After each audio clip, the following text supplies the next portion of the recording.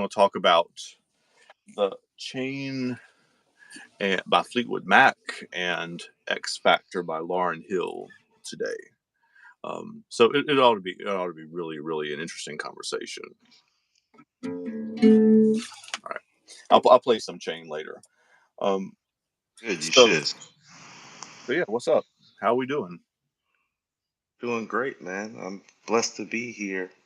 You know, we're fortunate we got a little boost with the Hit Boy interview, which is still trending and circulating.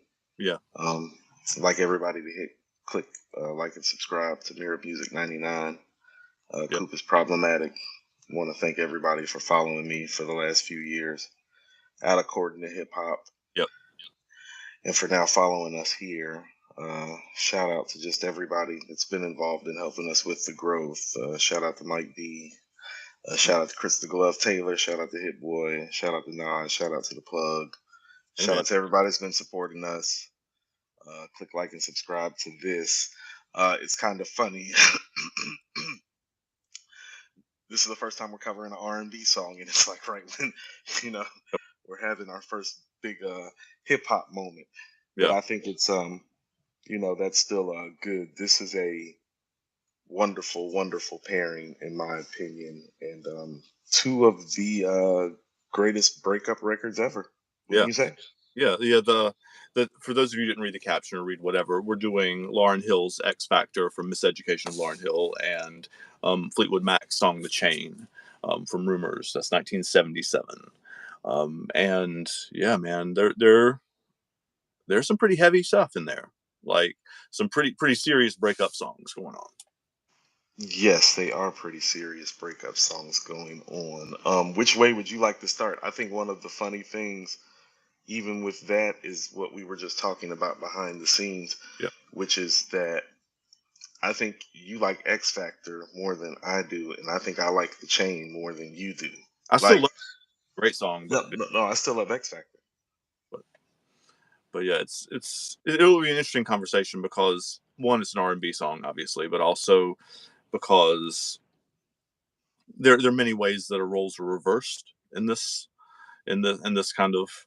And for those of you who haven't seen this show before, if you're coming here new from one of the new subscribers or from the Hit Boy interview or whatever, we talk about a song that is from the white world or pop music world or whatever, and compare it to a song from, well, in this case, the black music world, usually a hip hop song, but this one is not that. And we find some common ground between the two. We find some adequate similarities, things where they're kind of talking about the same thing, right? I usually juxtapose it as like a hip hop song with a pop culture song, and even let me say something. A lot of the times the Miseducation of Lauryn Hill gets casted as a hip hop album sometimes, and it's not. It has a lot of hip hop moments, but there's something about Lauryn that seems very, very hip hop. Even when she's being an R&B songstress, like she's one of, and I realized through that she is truly one of hip hop's defining characters. Mm-hmm. So I just kind of wanted to say that there's something about her that just kind of feels like hip hop, It's just the. I don't say I don't like using words like swag because it sounds weird with me saying it, but it's like the aura that's emanating off of her is very, very hip hop. Even when even when whatever. Yes, like even the way she harmonizes is kind of like hip hop sometimes. Like, when the song comes in, it could all be so simple. You hear in the background the pain, the pain, the pain. Mm-hmm. It's her rhythmic timing, even with the background and the ad libs. It's like it's very hip hop. Yeah. It's pulling from that tradition and from like the Motown tradition, right? Like that kind. It's pulling from both of those. Yeah, she's pulling. One of the things I wrote about that song, actually, I guess we can start there, is that one of the things that makes the Beatles special is that multiple hooks in every song. Like there's the verses almost off like a hook, the bridge comes off like a hook, the chorus comes off like a hook. There's multiple, and sometimes they have an outro one too. So sometimes they have three or four hooks in one song, and this one has three in it. Mm-hmm. And that's one of the things that jumped out to me when I heard the song the first time. That it is a song that has multiple hooks in it, I guess. Mm-hmm.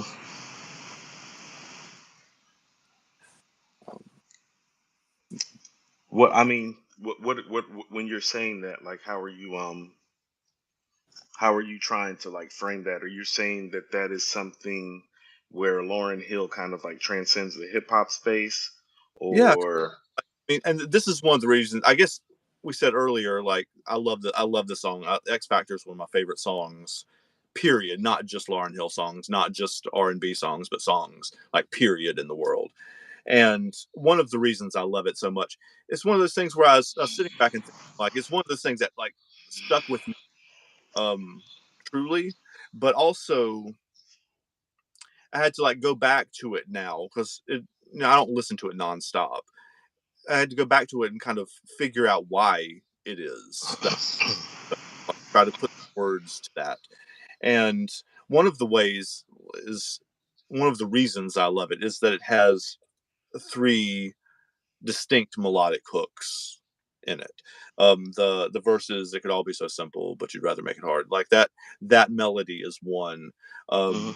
And then um, no matter how I think we grow, you always seem to let me know it ain't working. Like do better, right? And then the outro, the looped. It's almost like it's not really looped in the way you would think of it in hip hop world. It's not looped on a computer, but it's or on a turntable, but it goes in a circle, right? Care for me. Why don't you? Mhm. Like and it goes in a circle. It doesn't. Mhm. It stops, but it doesn't really have an end point. Like she could just keep looping that around It's forever. kind of that's what I mean. Like, even when she's singing, there's something hip hop about it. So let's go to that moment where it's like she's literally looping her words over and over verbally, so to speak, as in to create. It's very much like it's almost like she's creating an outro hook, Yeah, that's and in the exactly. process, of creating an outro hook, she starts ad libbing and freestyling the hook. Hmm. And Yeah, so that's what I mean about it being very like hip hoppy still, because she's kind of looping it verbally the way yeah, you would loop a beat, but then she's kind of like freestyling over the beat, kind of, but like she's doing it vocally as a songstress. I mean in singing terms, you would say she's freestyling her runs. yeah. That's her kind of doing like a run on an outro, Mhm. kind of flexing some of her vocal chops. But like I said, there's something about it that's kind of very hip hop. You know what I'm saying? And then you hear Very her real. going, "Where were you when I needed you?" Like when she's doing all of that, Yeah, but you hear in the background going, "Ba da ba ba ba." Ba-da-ba-ba-ba-ba. It's still hip hop in there, and that's why people still feel a hip hop connotation even to her softest and most poignant R&B records like this one. hmm. Yeah. Like, one And you want to know something? I yeah, didn't really I I don't I was a super super big fan of this whole album hmm, when it came out. I've waxed poetic about yeah, this album and the songs on here on multiple occasions. I don't listen to it the way that I used to because I listened to it so much as a young yeah. man. Um, For frame of reference, for those of you who are watching this came out what our junior or senior year of high school, this is right? senior year of high school. This is Right. Yeah. the So this is it hits not only in the beautiful music way, but also like right in the heart of like when we're most influenced by. Yeah, we're 17. Yeah. Yeah, we were 17 pretty much, and this is at the beginning of our senior year, kind of like, first Yeah. few months. So, had time for the whole album that year as well. Yeah. But one thing that I think that you noted that I think kind of goes understated, even in the process of this whole album, in particular this song, Yeah. the creative genius is often in her agility as a singer songwriter. Like, listen to Yeah. all the components that we're talking about. Like, there's like three layers to just the outro of the song, Yep. you know and Yep. that's not even the actual hook. We're talking about an outro. We're not Yep. actually talking about the in-depth and painful lyrics We're not even talking about that hook and that bridge and the actual hook There's so to much the bridge. It's a lot going on with this song, and I had forgot how much of a tour de force this record was, like with everything. And then on top of it, isn't that Carlos Santana playing the guitar? That's what I thought. It is not. I looked it up because it sounded like that. Like Sounds like Carlos it Santana. absolutely, and I love your ear there because Carlos Santana. You guys know this. Those of you who are watching this know this too. Carlos Santana has a very very distinctive guitar tone. Like his He style of does. playing and the like the his amp settings, I guess, like the settings on whatever, Hmm. and The guitar. frequency.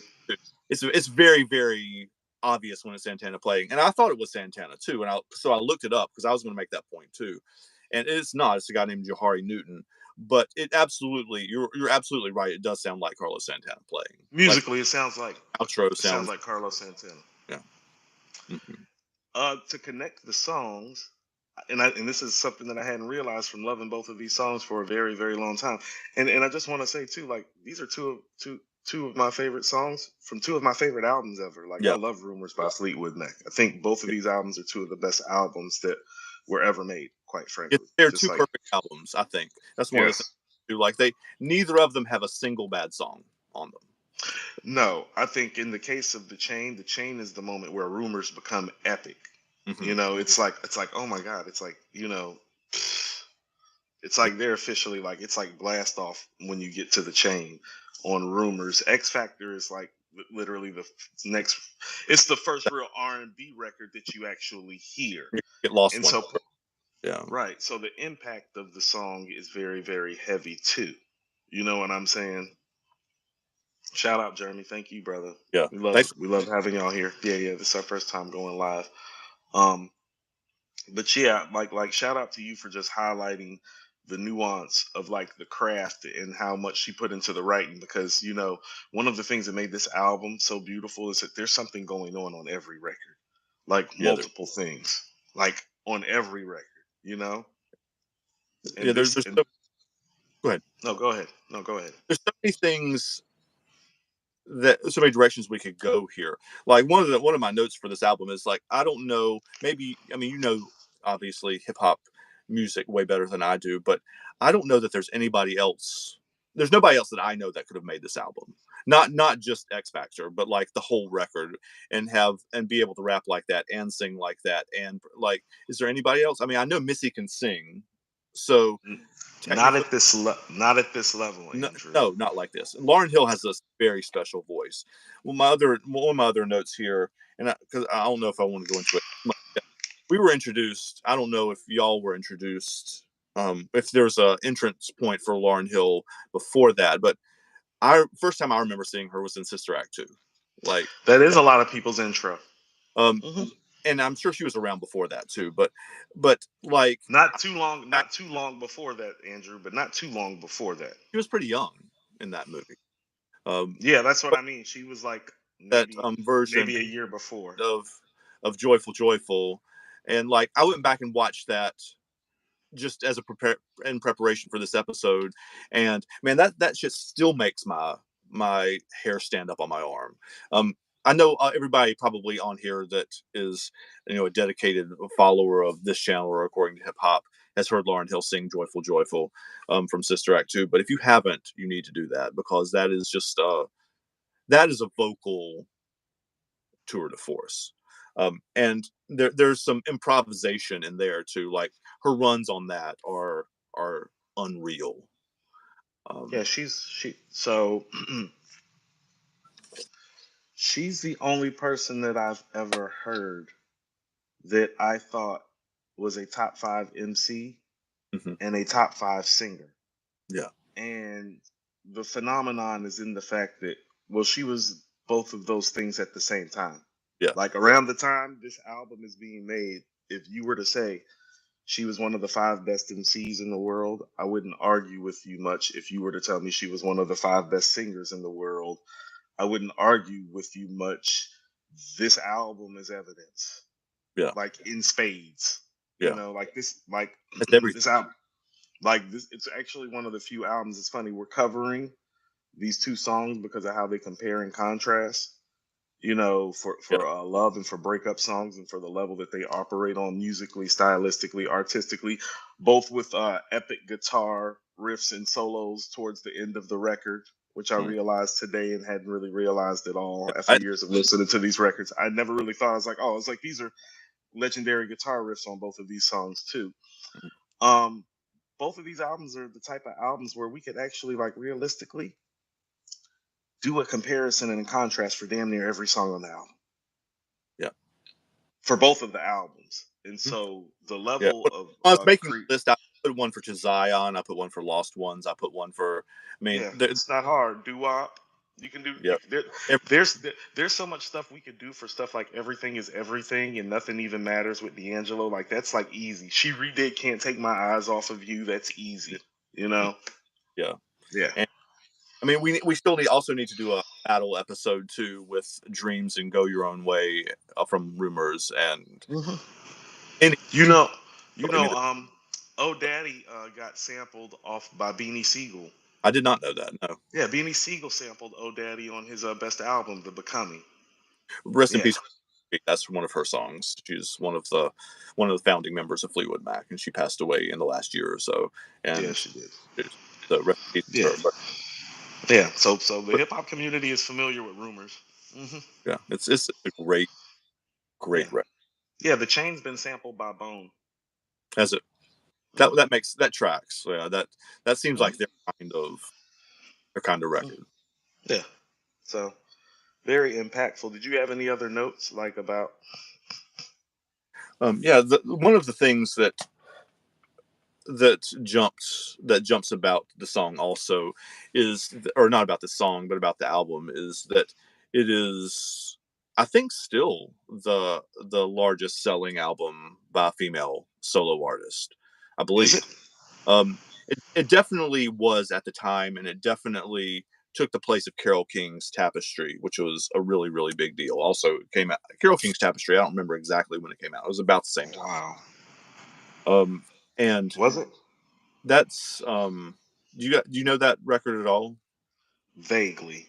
You would know the songs like um No, I know some of the songs. Under My Feet comes from there.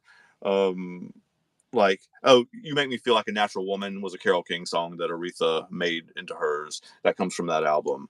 Um I wish I had done like made a list of those songs, but it's one of those folk rock classics. Carole King's a piano player, but yeah, Miseducation took that top spot. Like it Okay. sold more than any other solo female artist ever, which is another No, feather. I'm looking at the worldwide certifications. It's ridiculous. So that would It's be absurd. 10, 14, 15, 16, 17, 20, 21, 22, 23, 30, 31, 33. Yeah. Oh shit. Okay. Yeah, Yeah. it's I didn't big. know it was like I didn't know it was like that worldwide. She done sold Yeah, damn near 35 million records off this album.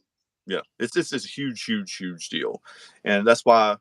I mean, I guess we also can't really talk about Lauren without talking about She Never Did It Again, or or, but it's she chose not to do it again, not that she wasn't allowed to or whatever. Made, you, you know, it's funny. I stumbled upon a clip mhm, where she was talking about how, well, she didn't really stop working. right. But you have to understand for what the score is to people and for what the miseducation is to the people, and in some of her performances in between, like the sweetest thing on the Love Jones soundtrack, um, her blistering verses on Wyclef's album. Mhm. She had a few verses on there. It's just Yep. like, oh my God. On the car. Um, yeah, on the Carnival. Yeah, Correct, on the Carnival. I love that record. And yeah, no, the Carnival is beautiful too. And so for the record that she was operating on, you know what I'm saying? I think what really happened was that she was not happy with the level of records because of the duress that came from just having to literally go perform the records that were already big Mhm. and then go do the records live on Right. stage and then go to the studio and try to create new product. Well, Mhm. part of why that stream kind of happened like that.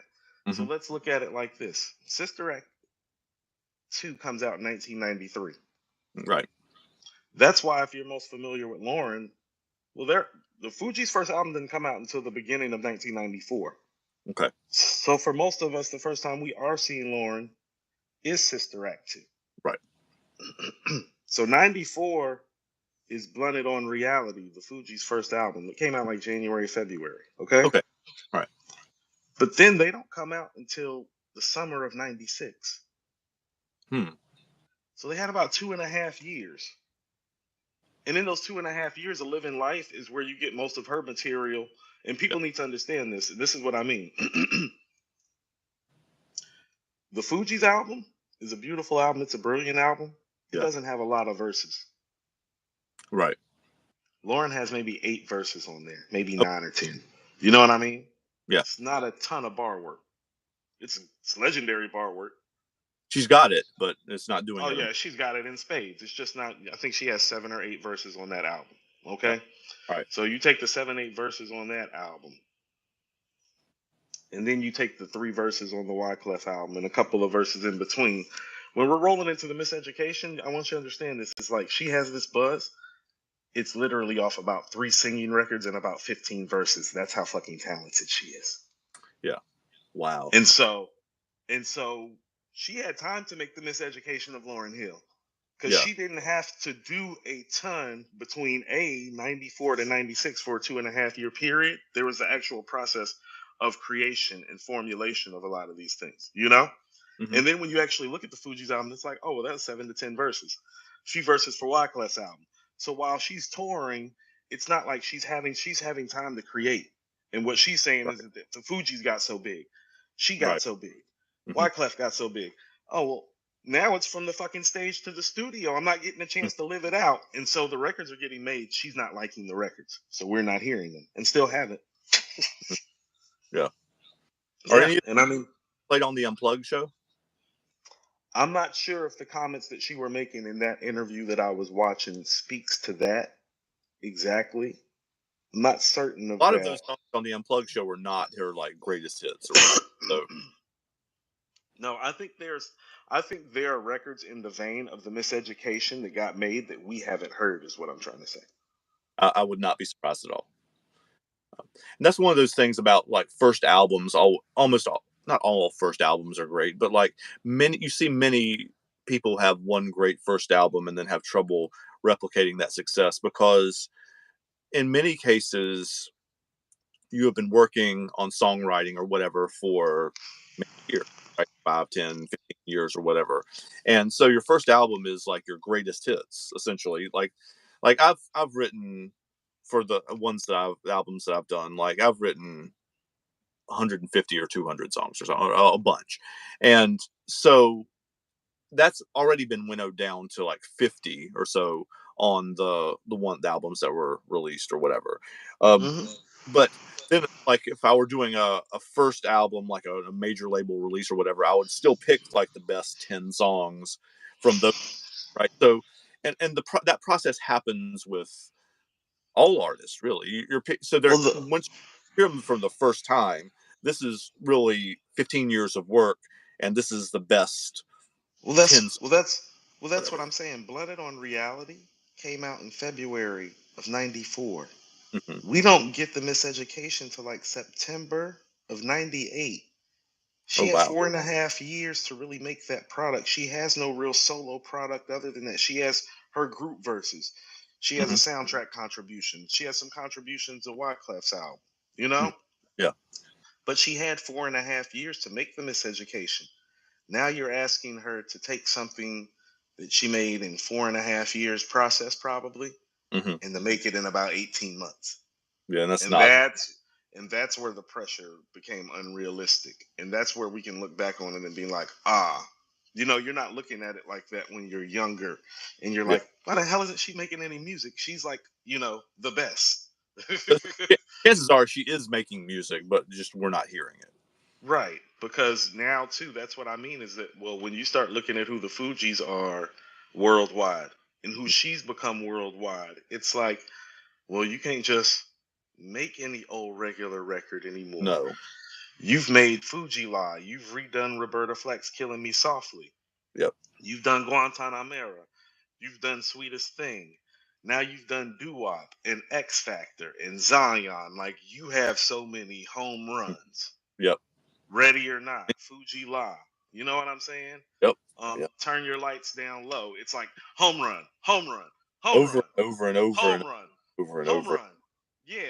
Like, Yeah. she stepped into the box for about, that's what I'm saying. She stepped into the box for about 2 or 3 years and hit a home run every time she stepped in the box. It was the best thing I could akin it to is like those couple years you were watching Barry Bonds, and it's like, well, if he got a pitch to hit, he hit it out the park pretty much. No, that's what she was doing, like Mhm. on the mic. Listen, as a rapper and as a singer, every Yeah. time she touched the Both. mic, it was like boom. Yeah. And so, I hope everybody like realizes how hard that is to do. Like right, doing it's one of those things is incredibly hard. Doing both of them is just like how about this? I believe there's a level of genius. And as far as black music is concerned, there are few people that I feel like are true like genius. mhm, Michael Jackson, yeah. Prince, Stevie Wonder, Bob Marley, Marvin Gaye. She's got that kind of talent. Yeah. That's And nobody, listen to me, nobody from our era has that kind of talent, black or white, or in between, purple, green, yellow, orange. Mm-mm. So her talent is literally transcendent and epic and legendary. And everybody else with talent like hers, we have a catalog and we call them geniuses. She's like that, has a talent. And that's why it's sometimes like it hurts and it's bothersome because it's like, no, she was the person that could make a Thriller, Purple Rain, Sign of the Times, Off the Wall, Songs in the Key of Life, Inner Visions, What's Going On. No, yeah. no, no. She can do that. Like, very few people that have ever walked this earth have been able to like have that level of talent. She could have done a Rumors by Fleetwood Mac, a Sergeant Pepper's by Yeah. the Beatles. Like, no, she's got it like that. And nobody in the last, I mean, I think the last person that popped up that probably had it like that, like all jokes aside, was probably Janet. So it's like 1985. Yeah. You know, like the last person that had it like Yeah. Lauren, we're like, man, this person is a genius and a star and a hit maker and it's home run after is Janet. We have to go back to Janet in Control. Yeah. We have to go back when Janet came out with Control. Control is Janet's third album. Hmm. It only took Lauren one failed album with Blunted on Reality. You know what I'm saying? After that, it was like boom, Figured it boom, out. boom, boom, boom. And nothing against Janet. Well, Janet can't rap. No. You feel what I'm That's saying?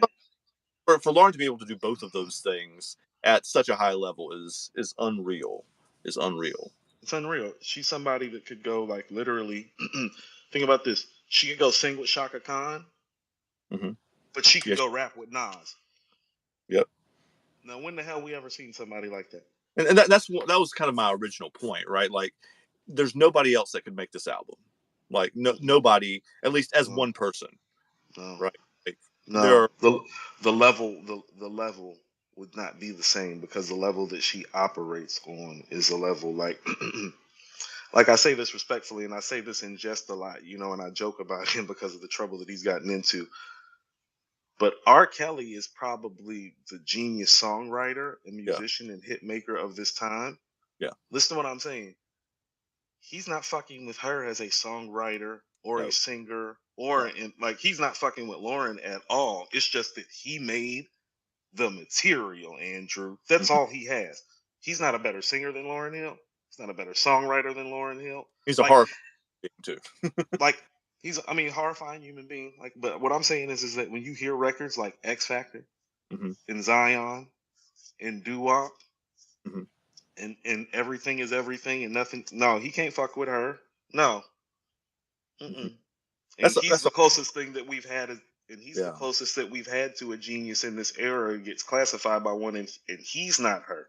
That's what I'm saying. That's how supreme she is. Because for me, R. Kelly is the closest thing that we've had to that top level since like Prince and Since like Prince. he's the closest thing. But she waxes him damn near, and that's not to take anything away from him because he's made a ton of hits. He's an awful human being, but The yeah, songs he's like they are. no the song. No, his songs are epic, but that I mean, this is what I'm saying. Go play "You Remind Me of My Jeep" and then go play "Doo Wop." You feel what I'm saying? It's like, no, you're not fucking with Lauren. No, Yeah, not at all. Not even on your best day. Like no. his best day and her best day, it's like, it's like I tell people. It's like when I walked into the Sistine Chapel and I seen like Raphael's hand and Raphael's color schemes. Hmm. I'm like, man, that's magnificent. And then you see what Michelangelo did, and then you're like, oh, but that motherfucker's different. Yeah, And exactly. the colors he's using are different, and his hand is different. And no disrespect to Raphael, but he's not Michelangelo. You know No, what I'm saying? And right. it's the same thing right here. There's nobody like her, including R. Kelly from this era. Like just musically is a genius. She's it. She just out rapped Nas on his own album last year. I remember people saying that. It Yeah. was the verse of the it was the verse of the year until he came out with Magic, in my opinion. Like it was the best verse on his classic album. Yeah. And she just did it. I mean, clearly she didn't do it off the cuff. Obviously, she prepared a lot, but like it's it's just it was a good moment of reminding people who she still is, not just was 25 years ago, but or 20 years ago or whatever it But was. But that's what happens. But that's what happens. That's what I'm saying about her talent. No, no, no. It's like that. When you're like that, it's always like that. It's like when you're a genius, you don't stop being a genius one day. It's not yeah, like there's a genius switch that you go and it's like, oh, I think I'm gonna cut this genius off right quick. That's what I mean about the level that she operates on. Very few people have operated on that level. Usually when she touches something, Andrew, it's good. it's going because she's that good. It's just like all the people that we talk about. Go look at Stevie Wonder's worst work, and you'll be like, well, damn, That's still better than yeah, it's still better than like 80% of the music that you're going to hear. yeah, That's who she is. Like the only thing that she's done that's even been substandard is about half of Unplugged yeah. and Pieces of Blended on Reality. The rest of her stuff is like, if you were to put her catalog into a framework and just look at the records that she's been on, Yeah. like most of the records are either considered to be classics of the R&B variety or rap variety, or they're literally big ass records and monstrous hits. It's like all the above. It's like literally the majority of the records that she has partaken in fall in some of those contexts. So you take the Nobody record with Nas, is like, is it a big hit? No. Is that shit an instant classic to hip hop heads? And are people still talking about that record? Yes. You are right now. In fact, yeah, still. It's like that. I'm gonna tell you why. Exactly. Because I'm gonna tell you why. Somebody said something to me about it last night. I met this dude, Chris. He's 52 years old. I was just telling him some about what I do, Yeah, and I was, showing him the Hit Boy interview, yeah. and he started talking about Lauren's verse on Nobody. He was like, Lauren on the Nas joint last year, Coop. I was like, That's something. It was something that's special. who, that's who she is. Hmm. You know what I'm saying? No, no, no. She's like that, like that. So, um, that's about all I have. I mean, I could, I could wax poetic on her genius for, We learned for a long time. Um, yeah. this is normally when Like we would. her do- hold on, for the Wait. younger kids, her genius exceeds Kanye's genius too. Mhm. Yeah, Not even. Yeah, that's what not I even. mean. She had a very very high level, very like the air she walked in is very man. Very few people can even mm-mm. Yeah, like pick your five favorite R&B singers and your five favorite rappers right now. She's probably better than all of them still on both sides. Like without any real practice or flex or album to speak of. right. Yeah, she's the person that's like if she walks in the room, that's the person you should be terrified of. Yeah, yeah. Uh, she's the best. hmm Yeah. She's the best. hmm Um. So there's lots of Talent ways. wise, she's the best. Right. Talent wise, she's the best. Yeah, Yes. yeah, and it seems like, I mean, I've heard pieces of your according to hip hop conversations about where she ranks on the all time hip hop list or whatever. Most of those arguments seem to be lowering her because of the lack of output, not because of her skill. Right? I mean, do I have that about right? Absolutely right. This is one of those things that, if we're talking skill wise, she belongs next to Nas and Rakim and Jay and Scarface and Ghostface. Like, as an MC, no, she's like that. Yeah, Yeah, you she just put her doesn't. in that Black Thought. Like, whatever you think that highest level is as an MC. No, no, no. She walking right on in that room with no problem. Yeah, No problem. Yeah. I mean, she's the only girl that I heard that is like truly better than the guys. yeah, Yeah. she's legit for sure. No, I legit enjoy hearing her rap more than I enjoy hearing like 95% of the Yeah, men who have ever rapped. yeah, Maybe not, it might be higher, it might be 97%. Like the guys that can lay claim to be better than her are like literally are icons. That's it. Hmm. Yeah. Like she's better than Drake, she's better than Wayne, she's better than M, she's better than Kendrick, like she's better than all of them. Has an MC. yeah. Not like on some personal like favorite shit. It's like no, no, no. Go listen to the verses that she has actually done. It's like she's Exactly. better than them. Yeah, yeah. And she can sing too. And she can sing too. Like, I mean, like, and Check. she can, like you said, she can sing like with Shaka Khan. She could sing with, like, she could go on stage Yeah, with these yeah. people. She like if Aretha, God bless her soul, if she was still here and wanted to come out and sing Natural Woman, like she would go sing with her. She's Yeah, singing backup with Mary J. Blige on All That I Can Say. That's what I mean about she gifted. Like her ad lib and her vocal game contributing to other people's tracks is glorious. yeah. That do do do do do do. That's Lauren singing on Mary's track. Mm. Just skating on it like it's nothing. And Mary's up there in that air too as a singer. Like, as a singer, she's like way up there in the tip She top of is she has progressed to that point, but even she's not Lauren as a singer. the. Mhm. Mm-mm. Yeah. Not when Lauren's like Lauren. Mm-mm. No, not when you're hitting Roberta Flack notes and shit like that. No, that's not normal.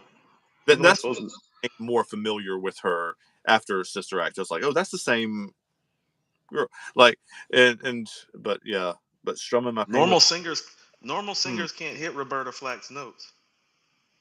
And it can't.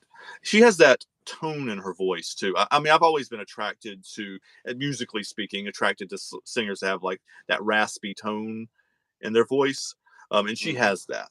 And Stevie Nicks does too. Actually, we'll talk about her in a second. But um, like the Otis Reddings of the world, like those ones with that David rasp in there. Ruffin.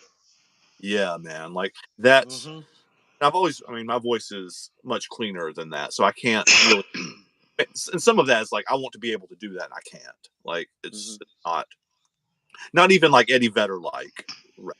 I can't do that either. But like it's that's just one of those things that draws me in. One of the many things that draws me in is her voice, because when we talk about this with almost all of these famous, iconic artists, like you hear them sing two notes and you know immediately that it's them. Well, and Lauryn Hill has that voice too. Like, has a voice, you hear her sing one note and you're like, oh, that's Lauryn. Like, it's an instantly recognizable Her rap voice. voice like that too. Yeah, That's it what I'm is. saying. She just, as soon as she comes to the mic and raps, you know who it is too, and it makes you stop too because Mhm. that's what I mean. Even though it's brief, oh, Yeah, you know what you've heard. So when she steps to the mic, you're like this. You're like, yep, mm-hmm. She's like that. That's what I mean. Like there have been very few people that have walked this earth like her. Yeah, I that's would right. love it. I would love it. You, if she were to release an album and it were to be, I don't think it's fair. Very few people strike lightning twice. Right. Okay. I think why Prince and Mike are so epic to people is I think in both people's mind they struck lightning twice. Yeah. And then there's the stuff around the lightning as look like and they almost struck it about 3, 4, 5, 6 times Yeah. around a few more projects, right? Right. If she were to strike lightning twice, I would have to put her up there. Because it's like I I know what the talent looks like. It's just like she would literally just need another body of work Yeah. that reflects the miseducation. And I think the story and what would make me put her in there is that if it were to take this long in between and she still did it, it would actually be the proof that she would have done it had she kept going. Yeah. You know what I Because mean? she If she can, hear the verses every once in a while, she pops up like we are talking about with the Nas verse. Like she's still got the chops. She still got it. It's just she's and choosing things now, I and guess. and unlike some people who we talk about, it's like no. I know she can do three verses and a hook and the whole but she don't need a lot of help. Nope. Nope. Be like, That's hey, it. we need somebody to come sing this for you. Yeah, right. We need No. somebody to come give you a guest verse. Yeah, right. No. You feel I what mean, I'm man, saying? want to, but we don't. Do we need it? Nah, man. No, she don't need no. She doesn't need a guest vocalist. She doesn't need a guest MC. Yeah. Yeah, so if she could do it again, I think that would be I think it would be one of music's best stories ever. Quite frankly, I hope she does decide to do it again. I do. I do hope. I hope I she does. but like it's. But I do I hope. I, I would love this generation of women, in particular Black women, just to hear her voice and her perspective. She Yeah. was very empowering on top of being Yeah. beautiful On this song. and otherworldly talented. Yes, like that's what I mean. She checks all the boxes. It's like no. She's otherworldly talented. She's otherworldly beautiful.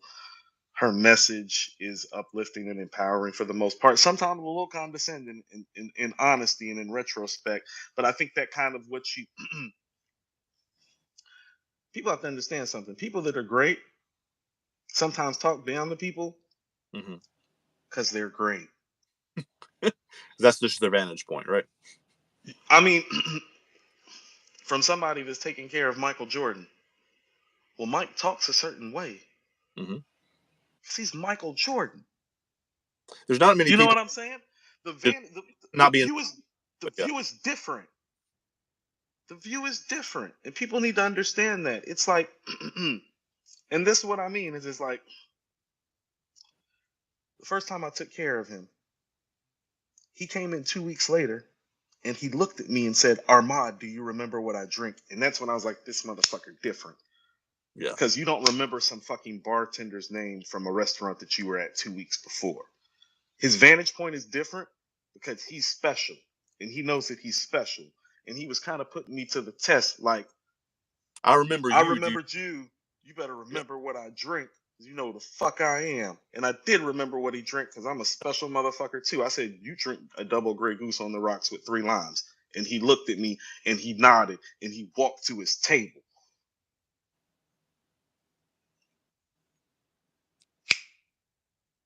Yep. It's different. So some of her stuff, she's talking to you. It's empowering to you because she's talking from a vantage point from somebody that's a genius. Yeah. Yeah.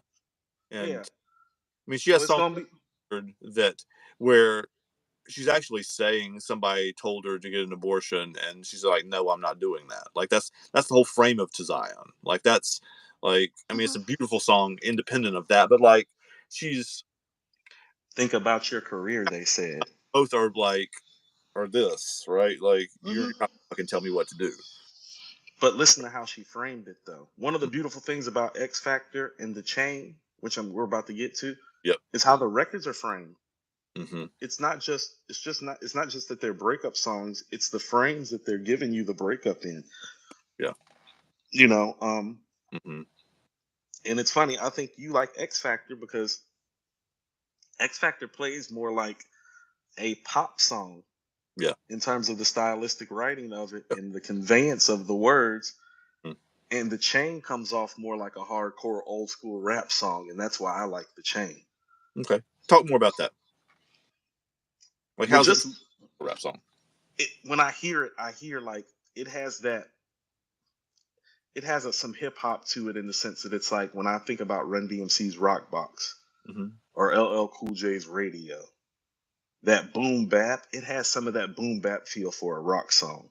Yeah. You know, when it comes on, you're like, oh, It's got a you heartbeat. know, and it's and, It's and doing. it's and it's and it's the verbiage. You know, Mhm. the verbiage is they're kind of flowing. You know what I'm saying? They're not just singing the record. They're kind of flowing on the record and they're kind of pausing. Like your favorite MCs with some of your sickest flows, they kind of take a breath here. They take a breath there. They pause on the record and breathe on the track for a second. It's what makes their flow sick. Mhm. Their flow is sick on the chain. It's sick. It's like it's Biggie Small sick. That's Is what it? I mean. It's like the delivery. Yeah. Like how they're finessing on the beat. Yeah. It is. I want to actually. It's funny. I was listening to it right before. I want to go to some of the lyrics right Yeah. quick. Yeah, I want to pull up the lyrics to the chain. Listen to the wind blow. I might want to go to the specific part.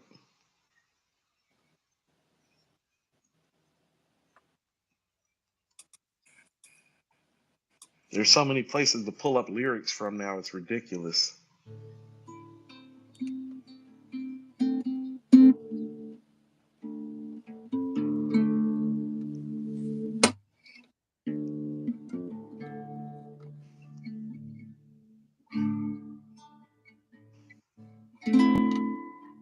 Hold on one second.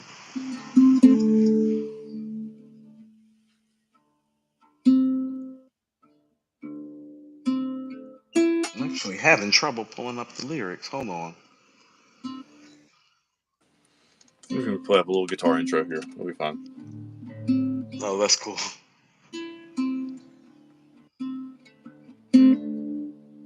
Yes, there it goes.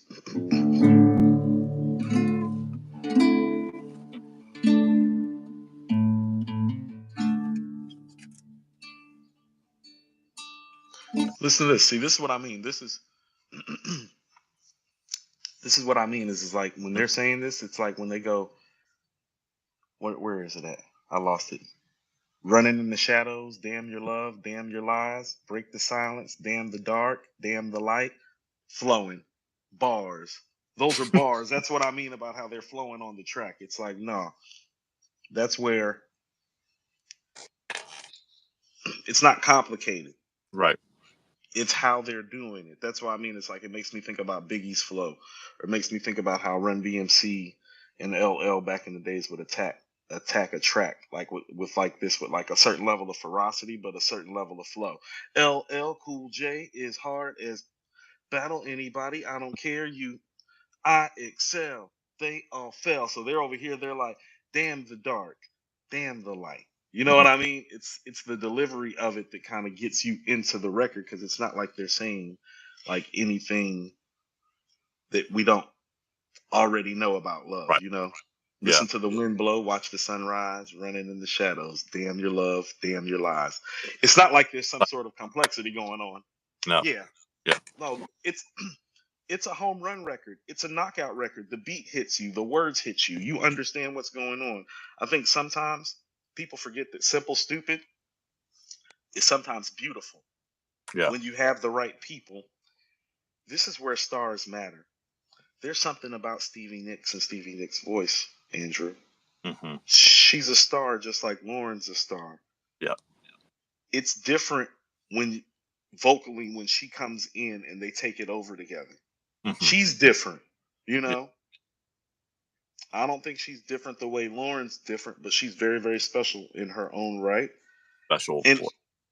yes, and so like vocally sometimes this is what we talk about on According to Hip Hop all the time this year. I've been telling people I'm realizing voice matters just as much as the lyrics do. Hmm. Yeah. These songs, both of these songs are examples. If it's not Lauren and Stevie singing this, it Right. doesn't hit the same. It's the voice. Yeah. When And you hear her like damn the lies, when you hear her say that, it hits you.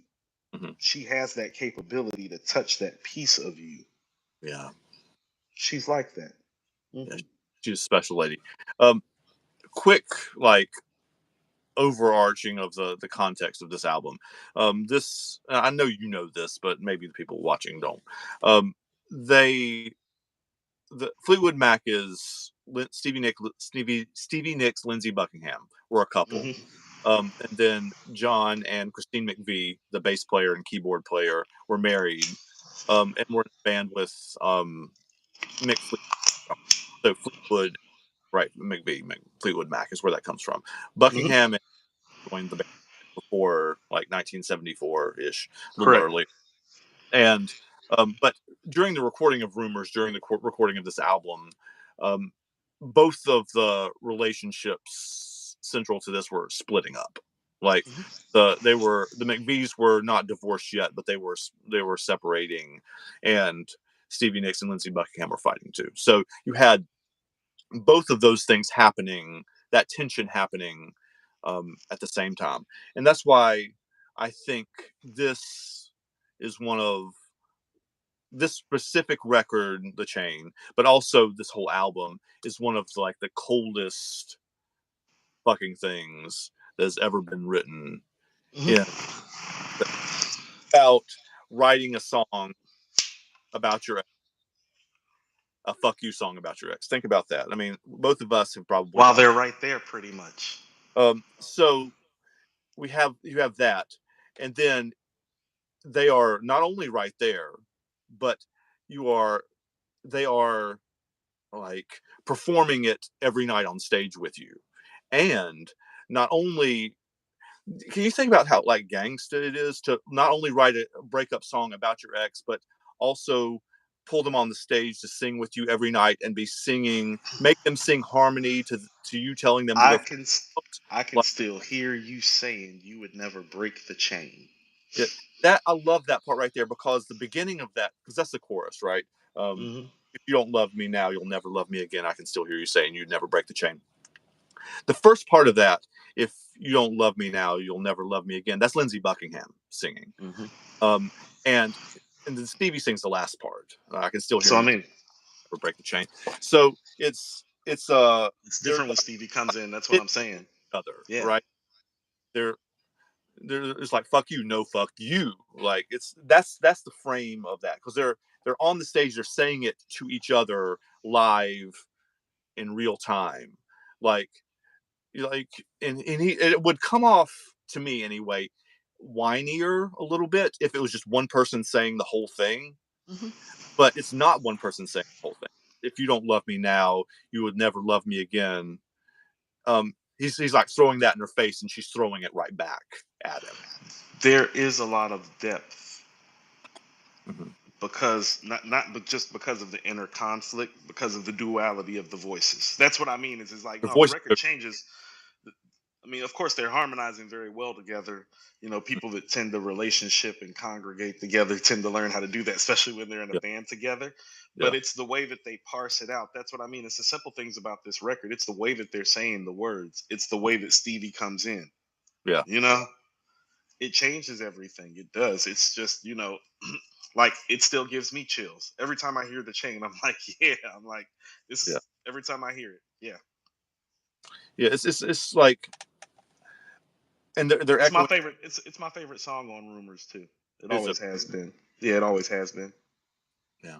Yeah, mine is it's one of those albums that changes for me. Like what, like some days I like. I mean, Chain is one of my favorites too. But that's actually one of the similarities. I don't get too far off this track here, but like, it's one of the similarities between the two songs is that both of them are epically beautiful songs, and incredible songs, but neither of them is probably even in the top five most famous songs on the album that they come from.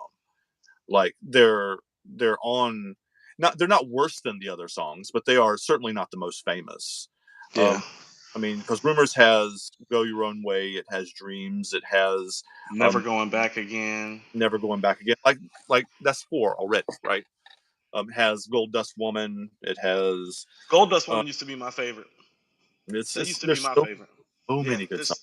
there's plenty of stuff to go through. Um, but both of those, that's one of those comparisons between the two. But this is one of the connections I wanted to make to a previous song that we've covered. We can't talk about folk songs, particularly in the '70s, without talking about Joni Mitchell too. But um, the chorus is mocking too. She's making fun of him, like I can still hear you saying we should never break the chain, or you would never break the chain. Um, Hmm. making fun of him, right?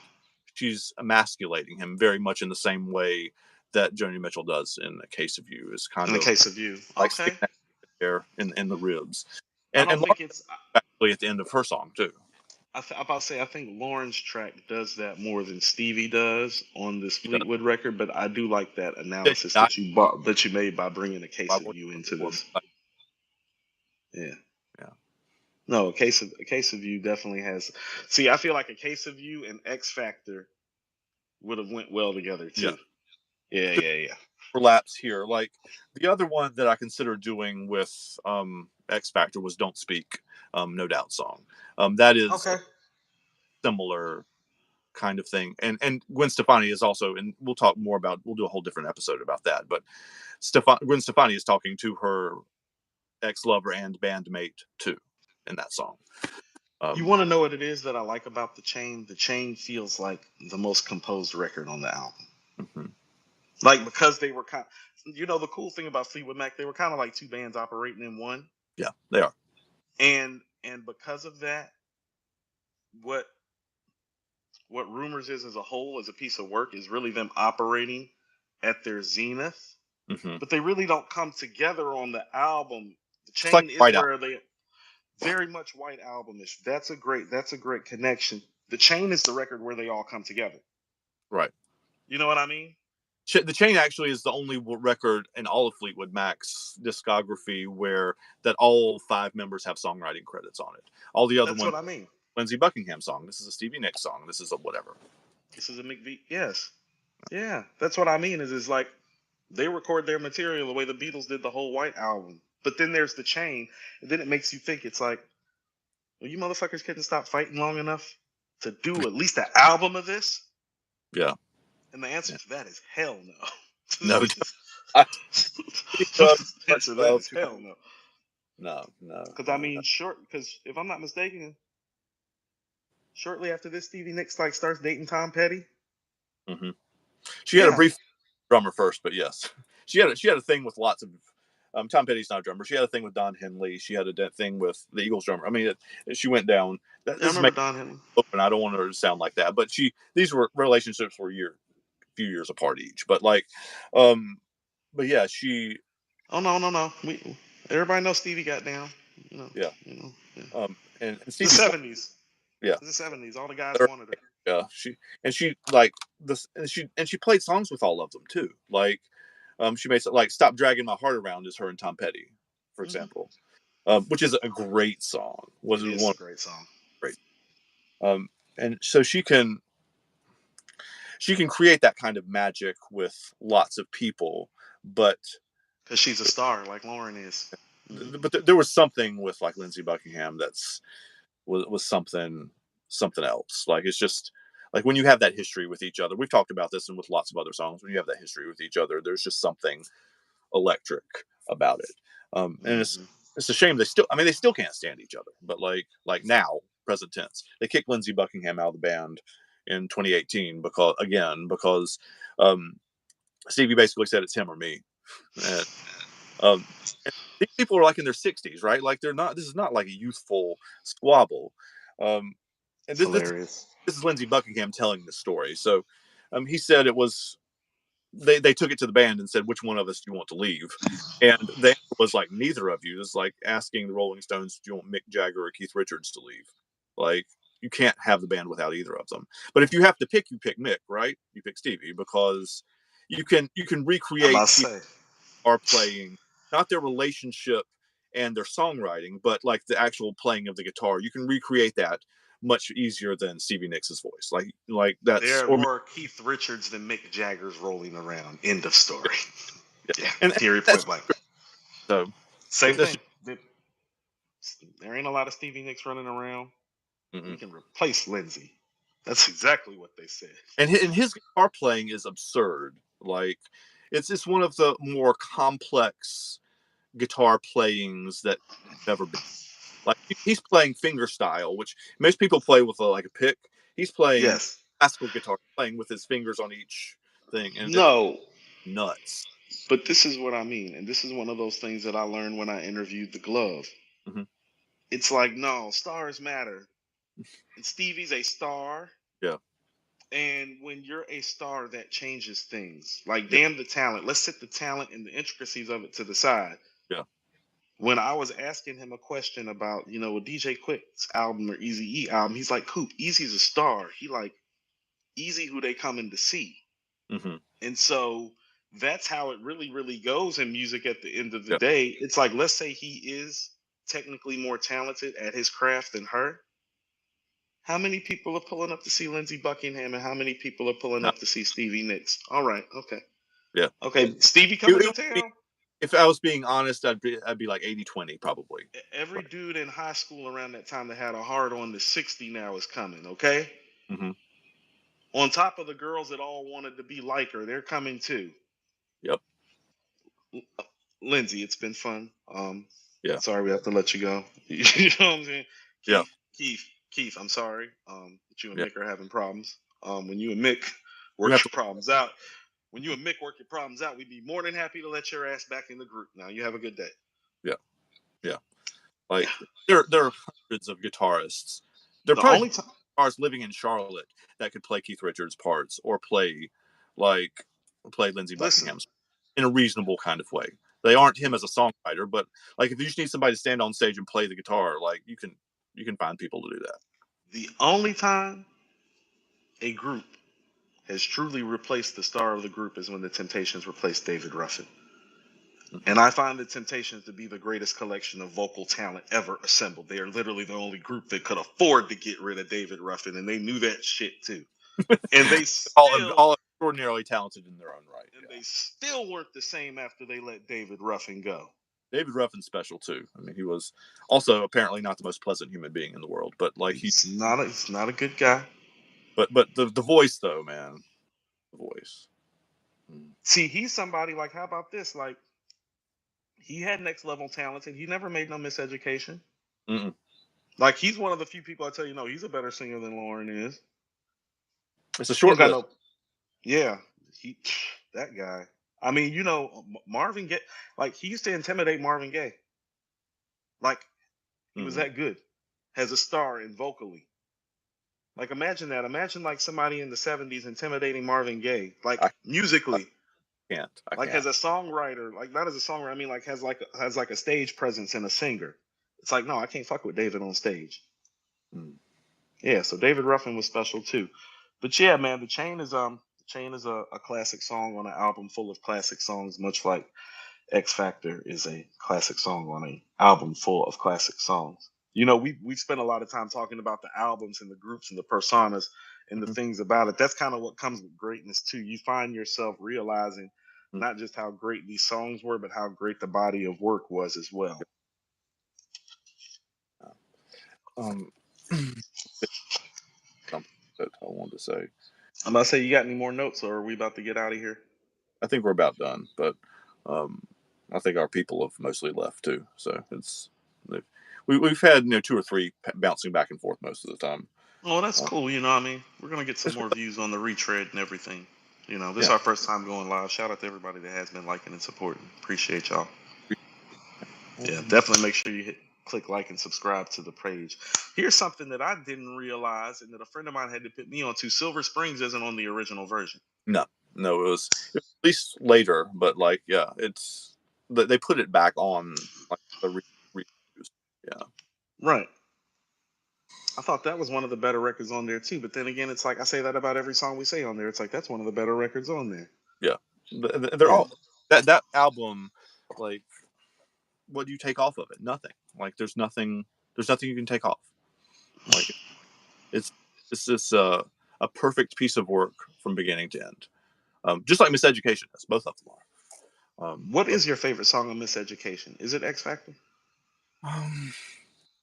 It's the same answer as with Rumors. Like, it depends on the day. Depends on the day. I love To Zion. I love that song. I love Nothing Even Matters. I mean, all the ones that you've listed off. Like, I mean, like The rap guy in me, Lost Ones, is just like coming out of the gate, punching just the mouth, man. right. It's just like You might it's the win. best. It's the best rap diss nobody ever talks about. Okay, Just lost one. it's like it's the best rap diss nobody talks about. And lyrically, she's just so superior. Yeah. But the record that I play most is Nothing Even Matters with D'Angelo. Mm. There's something timeless about that record. Like that record felt before its time when I Mhm. heard it. When I mean before its time, it felt like something Marvy and Tammy would have did. You know what I mean? Yeah. It felt that way to me in terms of the classic nature of it. And when I listen to it now and it comes on, it still has that classic feel. And so I would tell you that would probably be the song that I would pick just because I feel like it was classic the first time I Mhm. heard it, and the classic feeling that it had then it still has. You Yeah. know, like doo-wop has a different feel now that I'm older. That's what I mean about some of the condescending nature. It's like, oh, I can see the level that she was operating on. Showing off your ass because you're thinking trend girlfriend. Let me break it down for you again. Yeah. You know? Yeah. It was super empowering when I was younger. Now I'm older. I'm like, damn, I was like, she was young and she was talking like that. Yeah. It's like, whoa. You know, it's That's not like she wasn't that much older than us, Andrew. You know what I no. mean? Yeah. Right. So that was, one of the striking things about it looking back. But great comparison, great analysis, great episode. I've never thought about this, but Lost Ones and X Factor being the first two songs are an announcement of who she is and what she is, because it's an epic rap song and an epic R&B song back to back as the first They're two. both breakup records. They're emancipation records. And they're both addressed to the same person, too, right? So, like, So there's the rap version of the breakup.